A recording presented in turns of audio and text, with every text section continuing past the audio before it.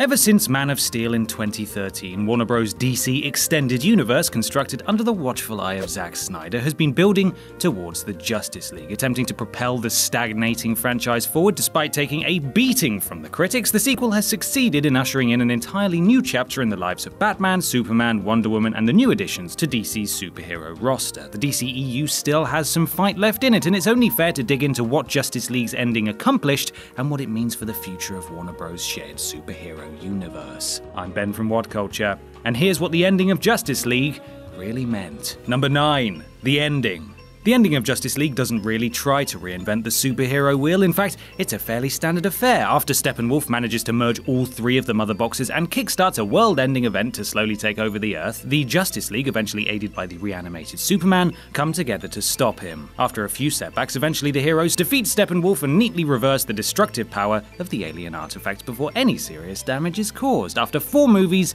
the Justice League has finally been formed. Number 8. Steppenwolf is defeated by his own fear. While Steppenwolf and the Justice League battle it out, it quickly becomes apparent that even the combined might of the heroes and the powers of a new and improved Superman isn't enough to destroy the old god. So instead of just defeating the supervillain through brute force, the team exploits his one weakness, fear. By getting in the way of his plans to unite the mother boxes and giving him a royal beatdown, Steppenwolf realizes he's not quite as powerful as he thought. His parademons, which are fueled on fear, sense his worry and turn on their master, forcing him to retreat through a portal and back into hiding. If anything, it says one thing: this is a group that supervillains should fear. Number 7. The heroes are more hopeful than ever. By the end of the Justice League, the dour mood of previous entries in the DCEU has virtually been eradicated. For better or for worse, the dark tone of Batman v Superman and Man of Steel has given way to a more hopeful future, with each of the film's heroes finally embracing their destiny to become Earth's protectors. Not only have they reconciled their differences to form a cohesive unit, finally becoming the Justice League proper, but they've also been convinced to use their individual powers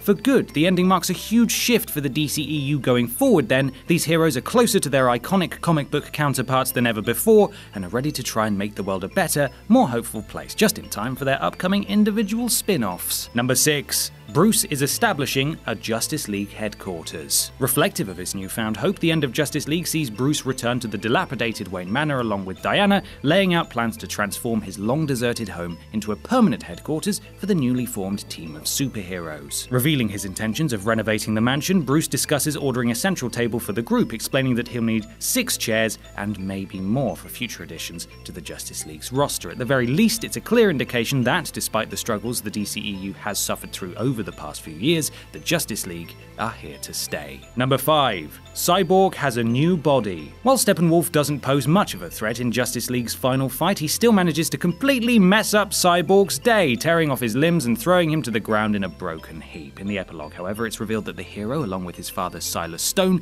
has gotten to work on creating a new and improved body for Cyborg to continue his heroic duties with. Not only is it a practical transformation, but his new chest piece is now emblazoned with a C sigil on the front, indicating the character finally embracing his superhero identity. Number 4. Darkseid is still out there. At one point, Darkseid was going to play a huge part in the Justice League. Tipped to be the main villain of the then 2-parter, the rumors coming through the grapevine have been that the classic DC antagonist was going to show up in the climax of the finished film to replace Steppenwolf, an idea which Joss Whedon eventually threw out. Consequently, almost the entirety of the climactic fight was reshot, and Darkseid was virtually written out entirely. Still, his presence is felt throughout the movie, with Steppenwolf declaring that he's attempting to merge the mother boxes in honor of the villain to get back in his good graces.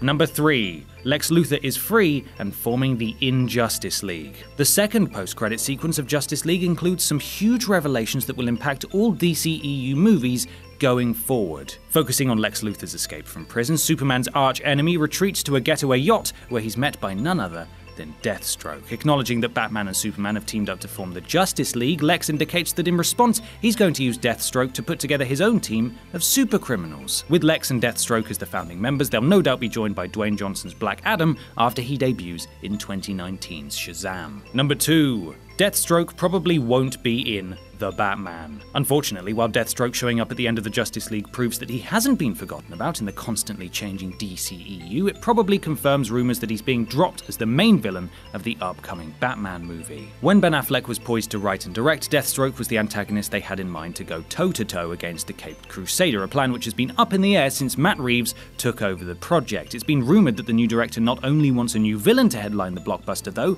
but that he even has eyes set on an entirely new Batman. Number 1. This is a new age for the DCEU. Although there's plenty to think about coming out of Justice League, one thing is for sure, the DCEU will never be the same again. After 4 movies of build-up, these characters are finally where they need to be, saving people and working together as a powerful unit. Hopefully this will inform the grand stakes and spectacle moving forwards, with a focus on presenting heroes as heroes rather than angsty teenagers playing dress-up. Ben Affleck is almost certainly a goner, and it wouldn't be a surprise if the likes of Amy Adams and possibly even Henry Cavill jumped ship too. Still, that doesn't have to be a bad thing. DC hopes for Justice League to usher in a new age for the DCEU, and a fresh rebirth could be exactly what it needs.